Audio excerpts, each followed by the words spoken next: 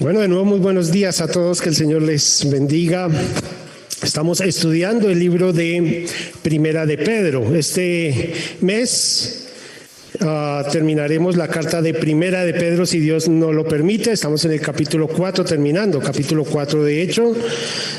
Y este último mes estaremos terminando el capítulo número 5, si Dios, o en este mes terminaremos capítulo 5, con lo cual terminaremos la carta de Primera de Pedro que iniciamos en el tiempo de pandemia. Si ustedes recuerdan, volveremos a nuestra carta de Romanos.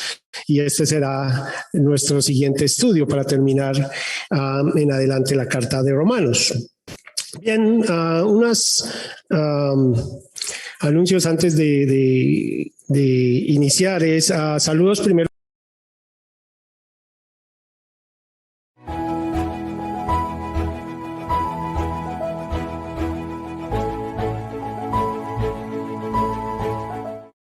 Está bien, pero tiene 26 kilos menos, entonces se podrán imaginar que está un poco delgado, pero de su salud en general está muy bien.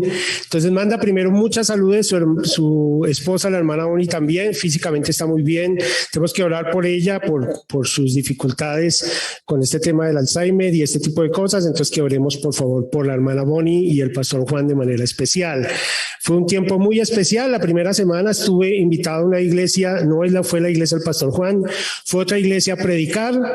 Entonces estuve predicando allá, un tiempo muy hermoso con varios hermanos, un buen grupo allí en Brighton, y bueno, doy gracias a Dios por esta oportunidad de servir allí. Luego el día miércoles, el siguiente domingo sí prediqué en la iglesia del pastor Juan. El siguiente miércoles fui invitado, el miércoles de oración, para hablar y presentar qué estamos haciendo acá en Colombia, pedir oración por nuestra iglesia, por los ministerios, etcétera. Y dije, bueno, estoy de civil, ahora sí el último mes, el último domingo de mi tiempo en los Estados Unidos, voy a estar de civil, no voy a tener que predicar ni nada. Entonces me llamó el pastor de Cincinnati, un hermano que no conocía, pero pues lo conocía por chat, y me pidió el favor de predicar en su iglesia. Entonces ese domingo tampoco estuve de civil, también estuve predicando el domingo. Entonces estuve predicando básicamente durante todo el tiempo que estuve allí. Gloria a Dios por eso. Y qué bueno, la verdad es que no se siente uno igual como pastor sin predicar. Esa es la realidad, o sin servir. O sea, llegar a una iglesia y sentarse es raro para mí, y no pasó. Estuvimos con es increíble, esto nunca pasa, ¿no? Nunca, todo el tiempo, ¿no? Muy bien, entonces fue una bendición estar allí, ver lo que Dios está haciendo entre los latinos. Es muy difícil el ministerio latino en los Estados Unidos. Oremos por eso, porque son personas que no están establecidas en los Estados Unidos. Entonces hoy están aquí, mañana pueden estar en otro estado, mañana en otra ciudad, y es muy difícil. El trabajo es mucho, donde es muy curioso, donde uno va, tiene un letrero que dice: estamos necesitando personas, donde uno va. Y eso hace pues que la gente tenga muchos trabajos, pero también hace que se aparte mucho del Señor. Oremos por las personas que están en los Estados Unidos, específicamente por el pueblo latino y por el pastor Miguel Quintana. Ustedes lo conocen, él estuvo predicando acá hace unos años atrás, y siempre que viene a Colombia ha estado invitado a predicar acá a la iglesia. Él es el pastor de la iglesia latina allí, donde el pastor Juan Jarvis también manda muchos saludos. Recuerda con mucho gozo la iglesia, y que es una bendición que el Señor le esté colocando allí. Entonces sigamos orando por el pastor también Miguel Quintana, bien de salud, su esposa bien. Estuvimos pasando un tiempo de comunión con él en su casa, una bendición también estar allí. Bueno, entremos en materia esta mañana. Entonces, el libro de Primera de Pedro. Antes de leer, estoy del capítulo 4, versículos 12 al 19, aunque hoy solo voy a tomar versículos 15 al 19, que fue donde quedamos en nuestra última enseñanza. Pero déjenme introducir este mensaje de la siguiente manera. Este texto lo tomé de un libro de Anna Frank.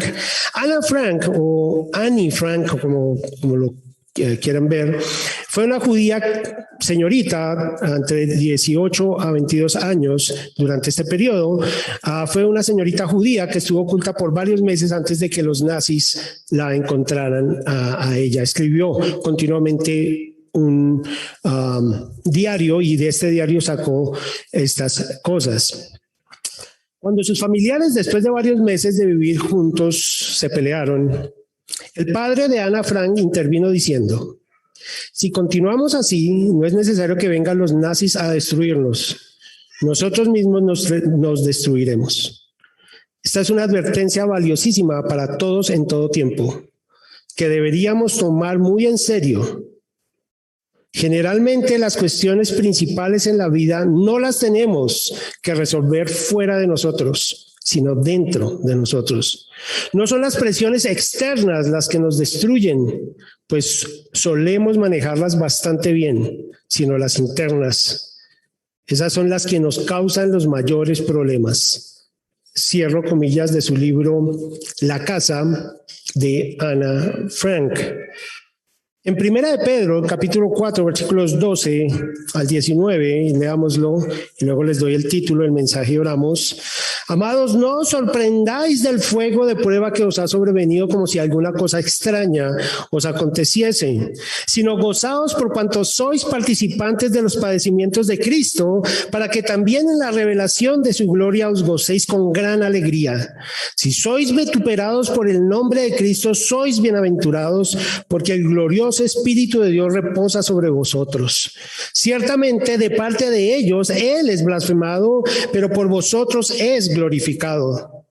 Así que ninguno de vosotros padezca como homicida o ladrón o malhechor o por entremeterse en lo ajeno. Pero si alguno padece como cristiano, no se avergüence, sino glorifique a Dios por ello, porque es tiempo de que el juicio comience por la casa de Dios. Y si primero comienza por nosotros, ¿cuál será el fin de aquellos que no obedecen al evangelio de Dios? Y si el justo con dificultad se salva, ¿en dónde aparecerá el impío y el pecador? De modo que los que padecen según la voluntad de Dios encomienden sus almas al fiel Creador y hagan el bien. Los versículos 12 al versículo número 14 los estudiamos hace varios meses atrás y hablamos de regocijarnos en medio del sufrimiento. Hablamos de esperar el sufrimiento también. Dos características: el sufrimiento es parte de la vida cristiana y en medio del sufrimiento debemos regocijarnos. Hoy vamos a estudiar otras dos características y terminamos este capítulo. Evalúa el origen del sufrimiento. ¿Por qué estás sufriendo? Y dos, encomienda el sufrimiento a Dios. El primero es evalúa el origen del sufrimiento y el segundo es encomienda el sufrimiento a Dios. El título del mensaje esta mañana: enfrentando las pruebas severas, evalúa y encomienda. Enfrentando las pruebas severas, evalúa y encomienda. Oremos. Padre Celestial, te doy gracias por tu palabra y te pido, Señor, que tú obres en misericordia en tu iglesia. Señor, que sea el poder de tu Espíritu, Señor. Que sea el poder de tu palabra obrando, Señor, en la vida de todos los que están esta mañana aquí, Señor. Gracias, Señor, porque has obrado en mi vida, me has exhortado y desafiado, Señor. Y te doy gracias, Señor, por tu palabra que es viva, eficaz. Usa, Señor, a este tu siervo para edificar tu iglesia y para que la gloria y la honra sean dadas solamente a ti. Gracias, Señor, por tu amor. Gracias, Señor, por tu misericordia. Y pedimos tu bendición en el nombre santo de Jesús. Amén. Muy bien, empecemos entonces con una historia del Antiguo Testamento. En Segunda de Samuel, acompáñenme ahí, no pierdan Pedro, pero acompáñenme ahí en Segunda de Samuel y déjenme darles una figura, una ilustración o una gráfica de lo que es evaluar el sufrimiento. En Segunda de Samuel, capítulo 16, versículos 5 al 14, nos encontramos con una historia dura, difícil, como las preguntas de mi hermano Daniel en la clase de apologética, difíciles, de esas que usted dice, uy, ¿cómo hago? ¿Qué hago en esta situación? Acá nos encontramos a David huyendo de su hijo Absalón. Encontramos al rey David, el guerrero, el profeta en términos de los salmos, el escritor de salmos, el hombre que Dios había puesto en la nación de Israel, un hombre conforme al corazón de Dios, huyendo de su hijo. Huyendo de su hijo que había matado a su hermano, que había estado varios años ahí en Jerusalén y no había hablado con su padre. Y este hijo dice que gana el corazón de las personas por ayudarles y darles perdón y no permitir que vayan al rey, y se los gana. Y entonces David tiene que salir porque Absalón reúne un ejército, entre ellos están unos profetas, está Aitofel, que es uno de la palabra de Dios dice que todo lo que él decía era como si fuera palabra de Dios, así era de sabio Aitofel. Estaba reunido por profetas, estaba reunido por guerreros, estaba reunido por un grupo de personas bastante influyentes, importantes. Además Absalón era pintoso, era un tipo súper bien parecido, el cabello le crecía súper largo, no sé si eso es una bendición o no, pero igual le crecía súper largo y el hombre tenía que quitarse y pisaba no sé cuántos kilos cuando se peluqueaba el cabello, o sea que gastaba mucha plata en vanidad. Era un tipo que todo el mundo veía como el rey. Él está ahí y David tiene que salir, esto en versículo 5, en 2 Samuel 16:5, y vino el rey David hasta Beaurín, eso es pasando el monte de los olivos, y aquí salía uno de la familia de la casa de Saúl. Recuerden que David había derrotado a la casa de Saúl por petición de Dios. Ahora recuerden que David no mató a Saúl ni a nadie de su casa, sino que a los enemigos de la nación de Israel, los filisteos, matan a Saúl y a su hijo, ¿cierto? Jonatán, en una guerra allí, los quitan la cabeza y se los llevan, recuerdan la historia.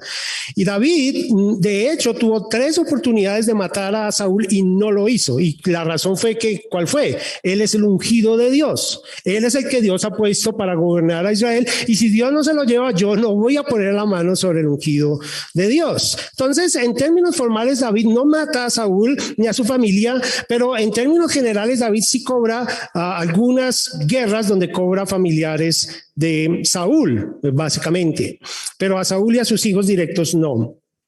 Bueno, entonces salía una de la casa de Saúl, el cual se llamaba Simei, hijo de Gera, y salía maldiciendo, hablando mal de David. Versículo 6, estoy en 2 de Samuel 16:6, y arrojando piedras contra David y contra todos los siervos del rey, y todo el pueblo y todos los valientes estaban a su derecha y a su izquierda.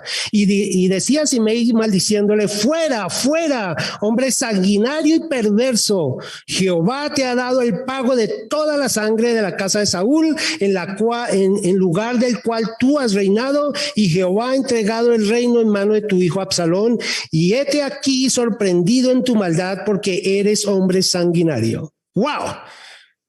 Encima de la calamidad que está sufriendo, porque su propio hijo, un hijo amado, porque más adelante vemos que cuando muere Absalón, él llora: Absalón, Absalón, mi amado, mi amado. Viene un hombre y critica su vida. Justamente. Cuando digo justamente, en el sentido de que las palabras que está diciendo este hombre están colocando y reflejando la condición de sanguinario de David. Ahora, ¿por qué está David metido en esta situación? ¿Será que es simplemente porque sí? No. David se encuentra metido en esta situación, ¿por qué? Por un pecado, ¿no? Bueno, un pecado es una forma de decir, él violó los 10 mandamientos por tomar la esposa de ¿quién? De Urías, su amigo. Encontrado entre los 40 valientes, de los hombres más fieles a David, toma a su esposa y mata a su esposo para tenerla. ¿Recuerdan esta historia? Él está enfrentando esta situación no producto de que él sea inocente de su situación. Está enfrentando por su situación.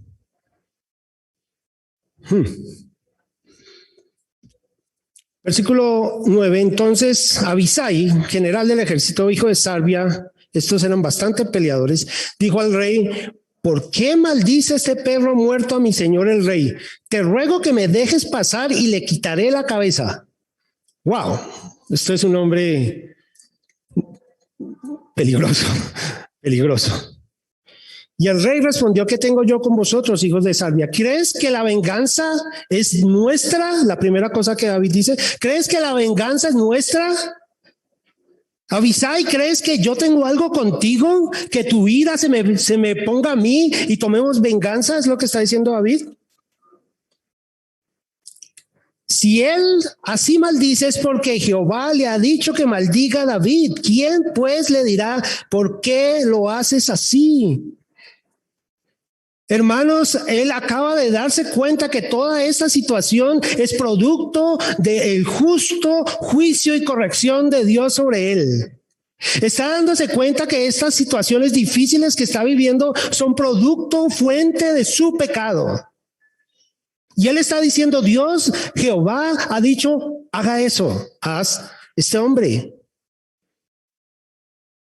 Y dijo David, versículo 11, a Abisai y a todos sus siervos, he aquí mi hijo ha salido de mis entrañas, acecha mi vida, cuánto más ahora un hijo de Benjamín. Dejadle que maldiga, pues Jehová se lo ha dicho. Versículo 12. Quizá mirará Jehová mi aflicción. Encomienda David esa situación a Dios. Quizás mirará Jehová mi aflicción y me dará Jehová bien por sus maldiciones de hoy. David está diciendo es que yo merezco este justo juicio de Dios. Y como lo merezco, lo único que puedo hacer es encomendar esta situación a Dios. Sabiendo que Él es misericordioso, sabiendo que Él tiene misericordia, sabiendo que Él es un Dios de bondad, sabiendo que Él es el Dios de gloria, que tiene misericordia, de que Él quiere tener misericordia, quizá mirará Jehová mi aflicción, merecido dolor, y me dará Jehová bien por sus maldiciones de hoy. ¿Qué versículo, hermanos? En medio de una situación tan compleja como que un hijo persiga a su padre, en medio de una situación donde su hijo hace cosas terribles en contra de su padre, él mira al Señor y dice, quizás Dios tenga misericordia de mí, porque yo sé que Él es bueno y yo malo. Y mientras David y los suyos iban por el camino, Simei iba por el lado del monte delante de él, andando y maldiciendo y arrojando piedras delante de él y esparciendo polvo. Y el rey y todo el pueblo que con él estaba llegaron fatigados y descansaron allí. Produce fatiga, afligidos, adoloridos, avergonzados por el pecado de David. Qué ilustración, qué ejemplo, qué gráfico es. Que la fuente del pecado produce aflicción, pero en medio de esa aflicción podemos encomendarnos a Dios. Primera de Pedro, volviendo ya con esta gráfica de la evaluación del origen y el encomendar a Dios. Primera de Pedro 4:15. Del versículo 12 al 14, como les dije, recuerda, versículo 12 dice primero, solo un recorderis rápido, espera el sufrimiento, no os sorprendáis del fuego de prueba, espera el sufrimiento, espera que vengan las situaciones difíciles. Y versículo 14, gózate, sois bienaventurados por el nombre de Cristo, si sois vituperados por el nombre de Cristo, sois bienaventurados porque el glorioso Espíritu de Dios le fortalece, reposa sobre vosotros. Este es el gozo que nos produce, que somos bienaventurados cuando nos vituperan, cuando nos maltratan por la obra de Cristo. Gózate en eso. Así que, y esto es lo que involucra el versículo, conecta el versículo 15 con lo que venía diciendo Pedro. Así que, o en consecuencia, ninguno de vosotros padezca como. Y da 4 características o 4 cosas por las cuales los cristianos no debemos padecer o no deberíamos padecer. Así que ninguno de vosotros padezca primero como homicida. En Mateo capítulo 5, ustedes ya se saben el versículos 21 al 22 dice, oísteis que fue dicho a los antiguos, no matarás, y cualquiera que matare será culpable de juicio, pero yo os digo que cualquiera que se enoje contra su hermano será culpable de juicio. Y cualquiera que diga necio a su hermano será culpable ante el concilio, y cualquiera que le diga fatuo quedará expuesto al infierno. Mis queridos hermanos, el libro Pedro nos está instruyendo a que nosotros no debemos guardar rencor. No se trata de matar a nadie. No se trata de salir y asesinar a una persona. Se trata de tener rencor en nuestro corazón. Es lo que dice el Señor. Eso es asesinar. Pedro nos recuerda aquí que este pecado de asesinato en el versículo número 15, homicida, una persona que mata, una persona que acecha a otro y le quita la vida, no solamente consiste en quitarle la vida físicamente, pero en tener rencor en su corazón, en tener odio, en llamar a una persona necio o fatuo. Es la seriedad, la severidad de los pecados. Nosotros no podemos simplemente decir este es un pecado leve. No podemos decir simplemente lo hice y no pasa nada. Los hijos de Dios debemos entender que el pecado es serio, que el pecado nos duele y trae consecuencias. Así que ninguno de vosotros padezca como homicida. La segunda cosa es ladrón.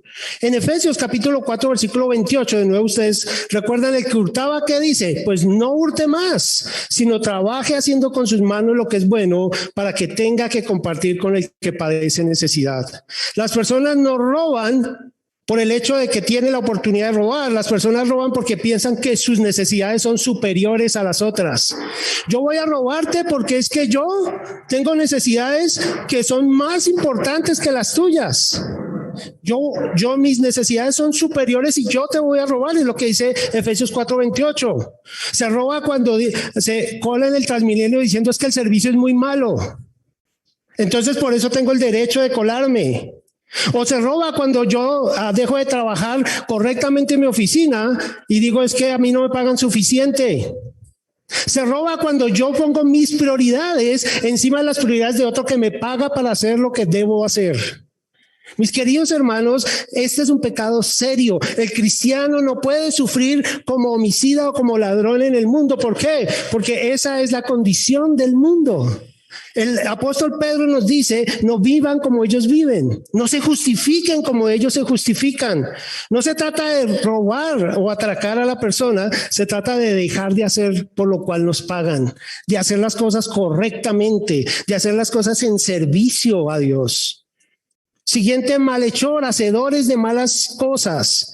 Acá mismo en segunda de Pedro 2:12 y el versículo 14, en primera de Pedro 2:12, dice, manteniendo buena vuestra manera de vivir entre los gentiles, para que en lo que murmuran de vosotros como gente que hace mal, glorifiquen a Dios en el día de la visitación al considerar que sois buenos. Versículo 14, ya a los gobernantes como por él enviados para castigo de quienes, de los que hacen mal. En general, el apóstol Pedro nos recuerda que nosotros no debemos por ahí andando mirando qué cosas malas hacemos. Eso incluye nuestra actitud respecto a la situación. Por ejemplo, si hay alguien que está teniendo una situación difícil y yo tengo la posibilidad de ayudarlo, yo debo ayudarlo. Si no tengo la posibilidad, no hay esa responsabilidad, pero si la tengo, yo debo ayudarlo. Simplemente no me puedo hacer el de la vista gorda. Simplemente no puedo esquivar la responsabilidad como hijo de Dios de enseñar a otros, de ayudar a otros, de trabajar en bien de otros. Estas tres cosas en esta época eran consideradas pecados o delitos de muerte.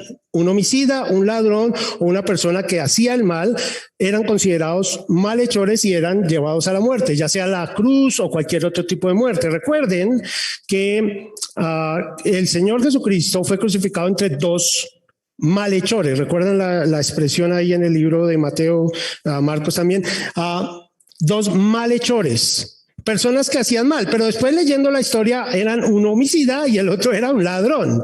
O sea, reunían estas tres características: personas que habían asesinado, personas que habían robado en este proceso de asesinar y matar, y eran personas que continuamente hacían el mal. Ahora, me resultó interesante cuando estaba haciendo el estudio, o por entremeterse en lo ajeno. O sea, vemos que matar está mal, robar está mal, vivir una vida de hacer cosas está mal, pero entrometerse en lo ajeno me llamó mucho la atención. No aparece la palabra que traduce acá, entrometerse en lo ajeno, solo aparece en este texto, no aparece en ninguna otra parte de la Biblia. Entonces yo decía, ¿por qué Pedro hace tanto énfasis en eso? O sea, obvio matar está mal, obvio robar está mal, obvio vivir una vida de malhechor está mal, pero ¿por qué entrometerse en lo ajeno está mal? Está la traducción que tenemos acá, pero la palabra realmente significa agitador, incitador al mal, una persona de doble intenciones en sus acciones. Y entonces ya entendemos por qué está mal, ¿verdad? Un agitador es una persona que hace turbas para conseguir lo que él quiere. Esa es la idea del agitador. Y hoy tenemos en nuestras caras, en las noticias, agitadores. Personas que tienen principios, según ellos, que les bastan para hacer lo que ellos quieren. Esta es la seriedad, la severidad de este pecado. En 2 de Tesalonicenses, capítulo 3, versículo 11 y 12, dice, porque oímos que algunos entre vosotros andan desordenadamente. Para Pedro, un homicida, un ladrón o un malhechor es igual a una persona que no tiene propósito de trabajo en su vida, que anda de aquí para allá mirando qué hacer, que no tiene un objetivo a la hora de trabajar. Miren lo que dice, entre vosotros andan desordenadamente, no trabajando en nada, sino entremetiéndose en lo ajeno, buscando dónde está una oportunidad para él entrar y entremeterse o chismosear, sería otra frase, en lo ajeno. A los tales mandamos y exhortamos por nuestro Señor Jesucristo que trabajando sosegadamente coman su propio pan. Mis queridos hermanos, los cristianos como hijos de Dios no debemos ser homicidas, no debemos estar buscando o justificando el robar porque yo tengo necesidades, no debemos buscar el mal del otro y mucho menos debemos andar sin ocupación, sin objetivo, sin propósito, sin fruto.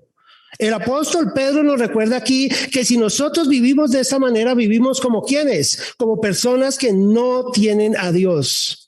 Es serio el punto acá. Pedro nos recuerda que el origen de las aflicciones pueden ser estas características. Si robamos, si matamos, si tenemos actitudes de meternos en lo ajeno, ser agitadores en nuestras empresas o en el barrio, no somos caracterizados por tener una vida de paz, sino de agitación, pues vamos a tener lo que merecen nuestras acciones. Pedro dice, no viváis de esta manera. No viváis como personas que no tienen a Dios. Dejen de vivir de una manera que glorifica a su propio ser y no extiende el reino. Ustedes tienen la oportunidad de servirse unos a otros. Ese es el deseo de Pedro aquí. Versículo 16, seguimos adelante y estamos acá. Evalúa el origen del sufrimiento, la seriedad del pecado. Pero si alguno padece como cristiano, paréntesis aquí, cristiano, solo para que sepan, en el tiempo en que Pedro escribió esta carta era una ofensa. O sea, cuando alguien en la iglesia no se decían cristianos, se decían hermanos. Eso está en Efesios, Gálatas, Corintios. La iglesia se llamaba entre sí, Romanos, se llamaba entre sí hermanos, pero nunca te decían, uy, cristiano. Cristiano era una expresión de burla. Entonces déjenme ponerlo en el contexto de que Pedro está escribiendo. Si las personas sufren por ser burlados, pero si alguno padece o sufre como por burla, por su fe, por su devoción, por su seguir a Cristo, por su deseo de vivir como Él, pues no se avergüence. ¿Por qué no debe avergonzarse? Porque Cristo no se avergonzó de ti. Hoy en día, más y más y más, no, ya hemos hablado de eso bastante, pero creo que es necesario volverlo a repetir. Hoy en día, más y más los cristianos vamos a ser atacados, más y más y más. El hermano Daniel esta mañana en su clase dice, las personas de las grandes empresas respetan al islamismo. ¿Cierto? ¿Por qué? Porque ellos saben que el Islam no acepta el homosexualismo porque es un pecado, igual nosotros, obviamente. Pero ellos de manera particular en los estados islámicos no presentan el homosexualismo como un estilo de vida porque es un pecado. Igual nosotros entendemos lo mismo. Pero a ellos, a los de Islam, a los que son estados islámicos, pues no presentan nada del arco iris, que el arco iris para nosotros es lo que representa. No debemos tener temor de tener el arco iris porque es la prueba de que Dios no va a inundar globalmente la tierra. Eso es lo que representa el arco iris, no el homosexualismo. ¿Están conmigo?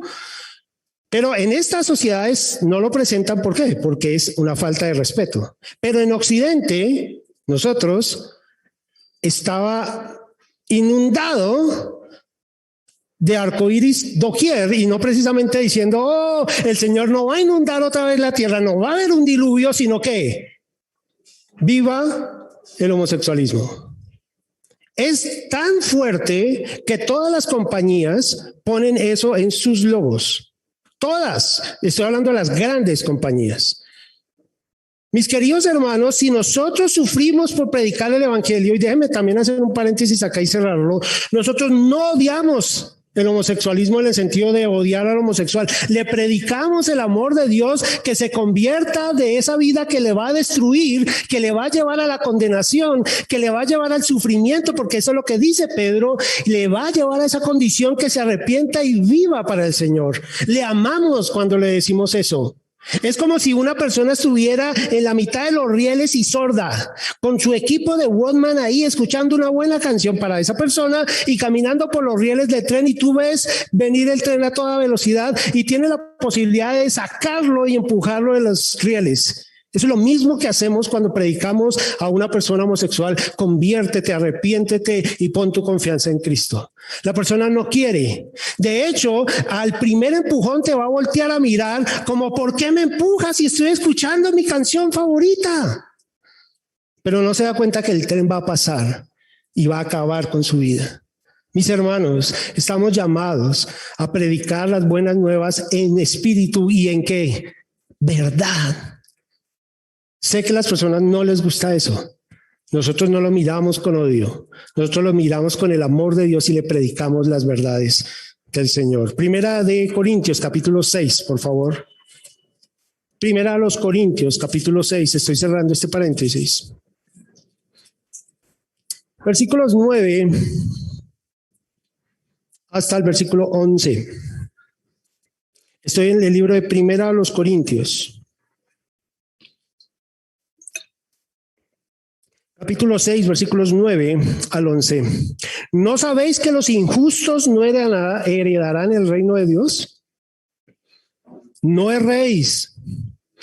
Ni los fornicarios, ni los idólatras, ni los adúlteros, ni los afeminados, ni los que se echan con varones, ni los ladrones, ni los ávaros, ni los borrachos, ni los maldicientes, ni los estafadores heredarán el reino de ¿qué? De Dios. ¿Sabe qué está diciendo el versículo 9 y 10? El reino de Dios solo se hereda con santidad. Solamente los santos entran al reino de Dios. No hay otra posibilidad. Eso es lo que está diciendo este versículo. No hay otra posibilidad de entrar al reino de Dios. Jesucristo predicó a los fariseos mirándolos, Juan el Bautista, arrepentidos. ¿Por qué?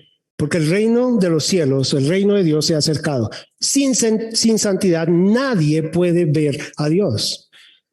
Pastor, ¿nos dejas en dónde? Porque yo me levanto, me miro al espejo y no veo santidad en mi vida. Sé que soy un pecador. Sé que he cometido cosas difíciles en mi vida.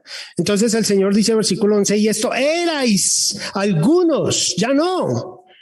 Mas ya habéis sido ¿qué? Lavados, ya habéis sido ¿qué? Santificados, ya podéis entrar al reino de Dios. ¿Por qué? Porque has sido lavados, has sido santificados, ya habéis sido justificados. Dios te declaró justo, santo delante de Él. ¿Por qué? En el nombre del Señor Jesús.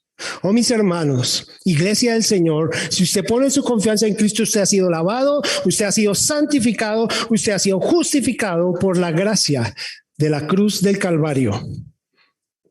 Y por el Espíritu que hoy mora en nosotros. Por eso puedes entrar y estar seguro que entrará al reino de Dios. Si usted ha hecho su confesión de fe en Cristo. Volvamos, versículo 16, primera de Pedro 4:16. Pero si alguno padece como cristiano, no como ladrón, no como asesino, no como malhechor, no por entrometerse, sino como cristiano, no se avergüence. Tranquilo, hermano. No te avergüences. Los que están en la universidad, que están enfrentando a ese profesor que se burla del cristianismo. Los que están en el colegio, que sus amigos prefieren burlarse de su vida porque usted no mira lo que ellos miran, porque no dice lo que ellos dicen. No se avergüence, sea firme. Manténgase en el Señor, dice, sino glorifique a Dios por ello. Valide esta fe en el Señor. Hechos 5:41, ustedes también conocen la historia. Dice, los golpearon a los apóstoles y ellos salieron de la presencia del concilio como gritando, me dieron una paliza, una muenda. Eran 69 azotes, 70, dependiendo de cuál era la maldad, era una muenda que le daban. Y los azotes eran fuertes. Y los golpearon, ¿por qué? Por predicar a Cristo. Y ellos salieron, en Hechos 5:41, y ellos salieron de la presencia del concilio como gozosos de haber sido tenidos por dignos de padecer afrenta por causa del nombre. Mis queridos hermanos, ¿te gozas cuando las personas te miran cristiano? Es que tú no quieres, no tomas por eso, tu religión, tus cosas, devocional, orar, bendecir, vivir para Él, no mentir, no robar, cristiano. Pero nosotros decimos, nos gozamos de ser tenidos por dignos de padecer afrenta. Sino glorifique a Dios por ello, gócese de que Dios le haya puesto en esa situación para su gloria. Versículo 17, y estoy dentro del mismo punto número 1, evalúa el origen de tu sufrimiento. Si es tu pecado, arrepiéntete. Y si es el sufrimiento por ser cristiano, gózate. Versículo 17 es una advertencia, versículo 17 y 18. Es un paréntesis de Pedro en medio de esta enseñanza, porque es tiempo de que el juicio comience por la casa de Dios. Paremos ahí. Pedro está diciendo que todo tiempo es tiempo para el juicio de Dios. Wow, esto nos debe causar temblor, hermanos. Porque si la seriedad del pecado es tal en el versículo número 15, que el que se entromete en lo ajeno es considerado como si fuera un homicida o un ladrón, debemos temblar por eso. Debemos mirar como David miró y dice, yo merezco esto que me está pasando, pero voy a esperar en Dios, quizás Él me mirará y tendrá piedad de mí. Porque el juicio de Dios está en nuestra casa. Y cuando habla de la casa de Dios, está hablando de la iglesia, hermanos. El juicio de Dios no es solamente para los de afuera. El juicio de Dios es para la iglesia misma. Si nosotros padecemos por nuestros pecados es porque Dios está cuidando, purificando, animando a la iglesia. En Efesios 2:19 lo dice, 1 Timoteo 3:15 vuelve y dice que somos la iglesia de Dios. En Hebreos 3:6 y 10:21 vuelve y dice, somos el cuerpo, la iglesia, y es tiempo de ¿qué? De corrección. Hebreos, y acompáñenme ahí, Hebreos 12:7 y 8, ¿lo recuerdan? Y si no, bueno, lo vamos a recordar esta mañana, Hebreos 12:7 y 8. Mira lo que dice la palabra de Dios. Estoy en Hebreos capítulo 12, versículos 7 y 8. Unas páginas atrás ahí de Primera de Pedro. Y dice la palabra de Dios, y si soportáis la disciplina, Dios os trata como a hijos. Hermanos, yo sé que a ninguno de nosotros nos goza decir qué bueno que estoy siendo disciplinado.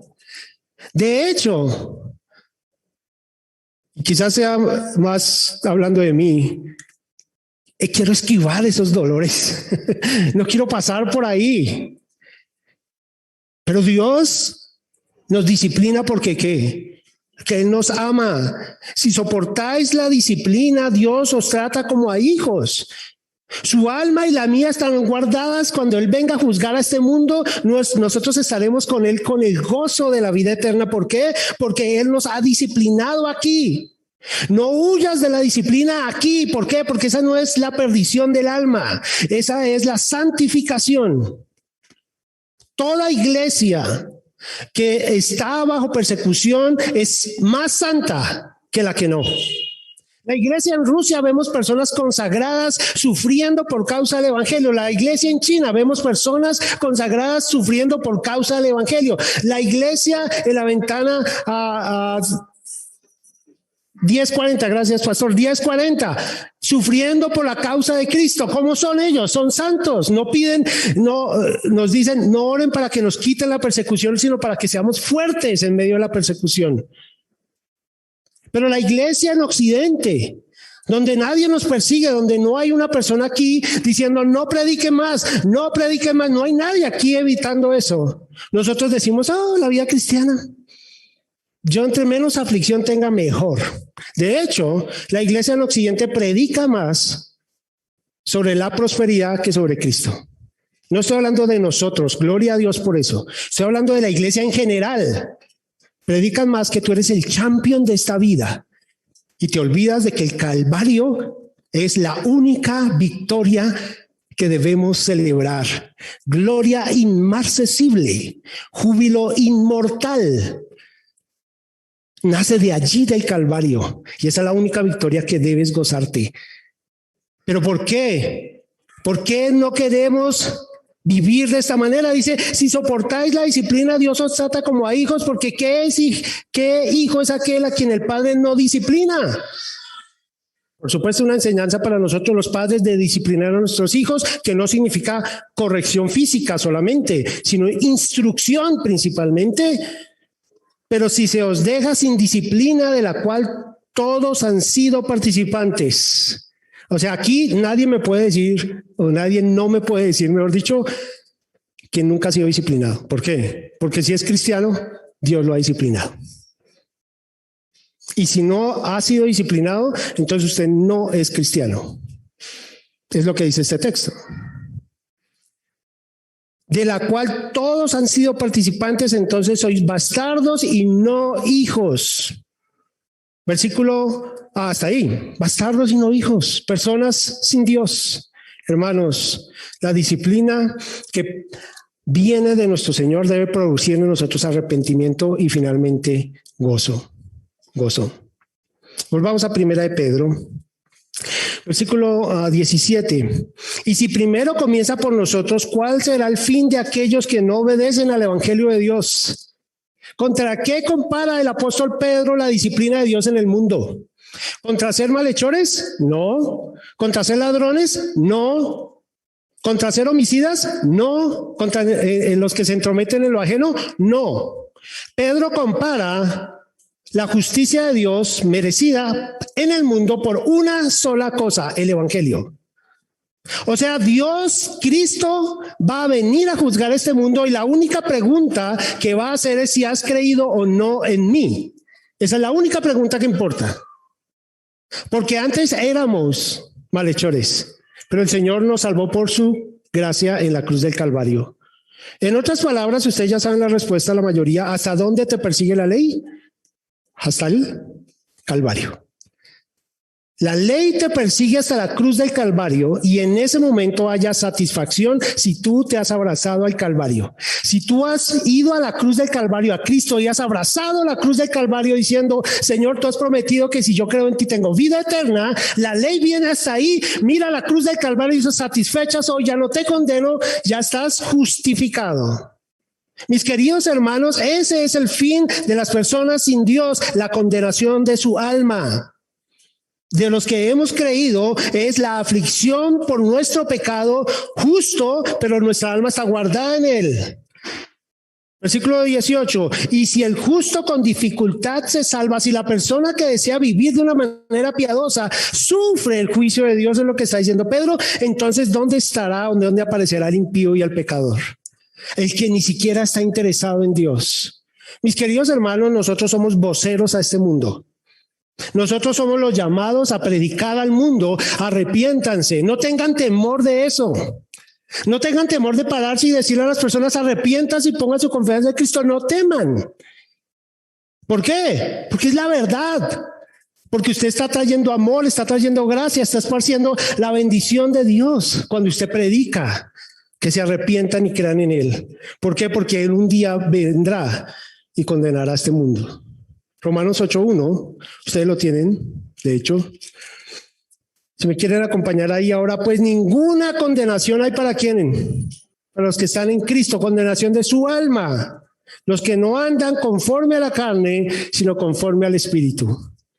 sea, la condenación en el versículo número 1 tiene dos características. La primera característica es que no hay condenación eterna para los que están en Cristo, pero tampoco hay condenación en este momento, en este mundo, o no hay un juicio en este mundo si tú andas conforme a ¿qué? Al Espíritu. Pero si andas conforme a la carne, ¿qué pasa?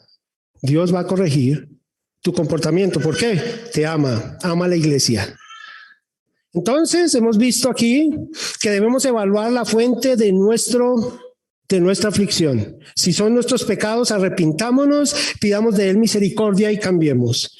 Si es por ser cristiano, no te avergüences, sino glorifica a Dios. Punto número dos, encomienda tu sufrimiento a Dios. Versículo 19, primera de Pedro 4:19. Encomienda tu sufrimiento a Dios. De modo, esto es como consecuencia, si tú sufres por causa de tus pecados, pues no te quejes. Pero si sufres por ser cristiano, gózate. Y acá introduce esto Pedro así, de modo que los que padecen según la voluntad de Dios, es aquel que sufrió por su voluntad, es aquel que sufre por hacer lo que Dios dice que debe hacer, es aquel que sufre por insistir en vivir de una manera recta, es aquel que sufre por vivir de una manera santa, es aquel que sufre por no robar, es aquel que sufre por servir, es aquel que sufre por predicar el evangelio. Y cuando digo predicar no es ser pastor, es ir a su vecino, compartirle un tinto y un folleto y decirle: Cristo es el Salvador de tu alma.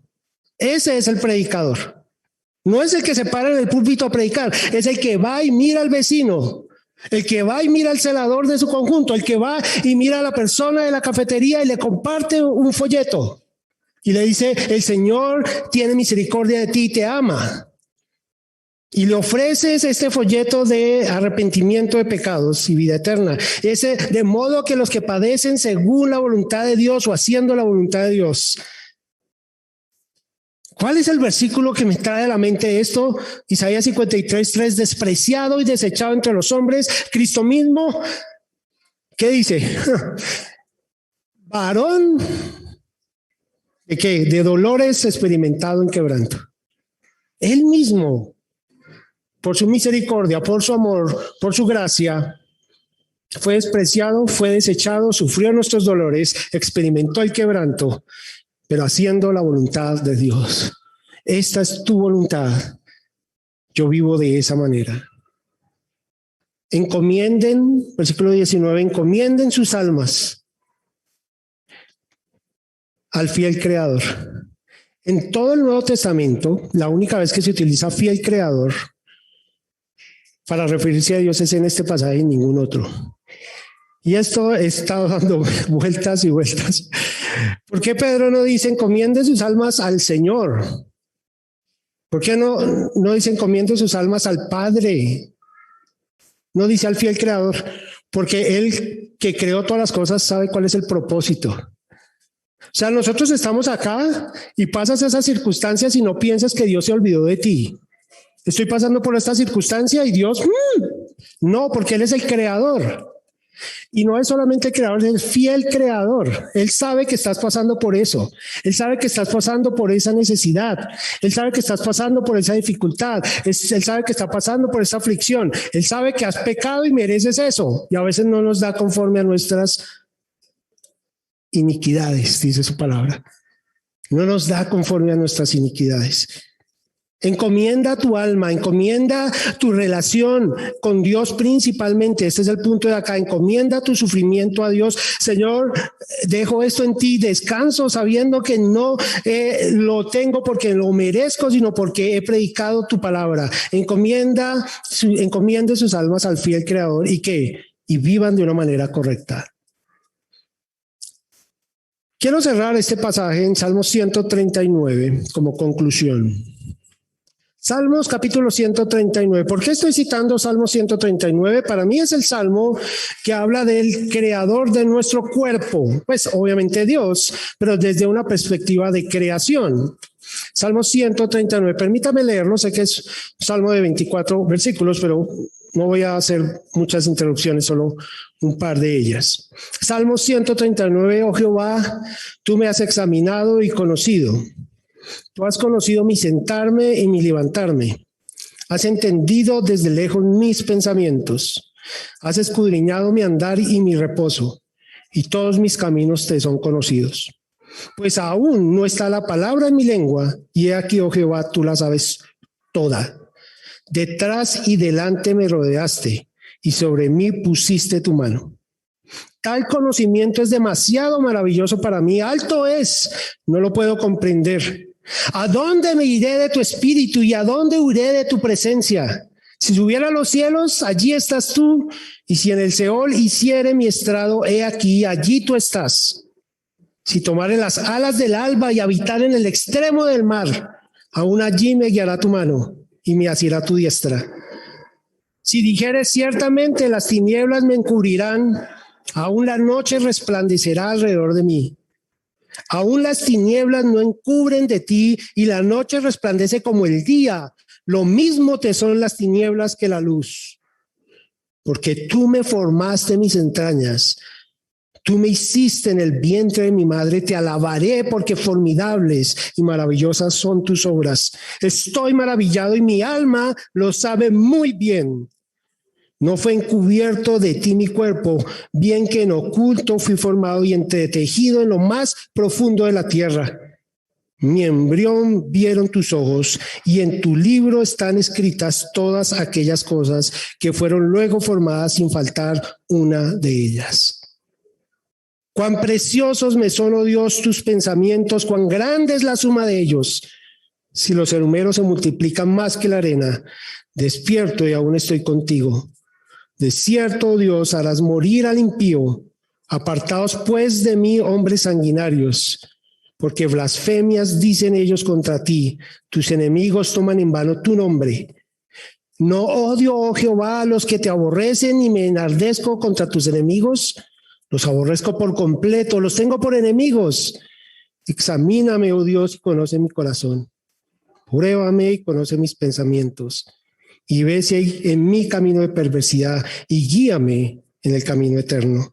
Mis queridos hermanos, Salmo 139 es la conclusión de que Dios te conoce en lo íntimo, en todas tus aflicciones, porque Él te formó, Él te creó. Versículo 16 dice que hay un libro en el que están escritas todas las cosas que son formadas en mi cuerpo. ¿Ese libro cómo se llama? ADN, el ADN es donde yo estoy formado. Si soy alto, si soy bajo, si tengo cabello, si tengo ojos, eso está formado. Dios lo escribió con su mano. ¿No sabe lo que estás pasando? Sí, Él sabe. ¿No sabe tus angustias? Sí, sí, Él las sabe. ¿No sabe tus aflicciones? Sí, Él las sabe. ¿No sabe que estabas pasando por esa situación? Él sabe. Encomiéndate a Él. Encomienda tu sufrimiento a Dios. Y evalúa el origen de tu sufrimiento y da gloria a Dios. Oremos. Padre Celestial, gracias, Señor, gracias por tus misericordias. Como el salmista dice, Señor, no nos has pagado conforme a nuestras iniquidades, Señor, sino que por el contrario has puesto tu mirada en nosotros, Señor, siendo polvo. Te suplico, Señor, por las personas que están esta mañana aquí y han escuchado tu palabra. Si hay alguien que no te conoce, Señor, que hoy sea el día de su salvación, que hoy pueda haber visto que es necesario que se arrepienta de sus pecados y corra a la cruz del Calvario y la abrace, Señor, para que sea salvo, Señor. No para evitar el juicio aquí, Señor, sino para vida eterna. Señor, te suplico por ellos, Señor, para que tú obres en misericordia y en bondad. Gracias, Señor, por tu palabra que es viva, es eficaz. Gracias por tu iglesia, Señor, y gracias por este tiempo. En el precioso nombre de nuestro Señor y Salvador Jesucristo. Amén. Que el Señor les bendiga, hermanos.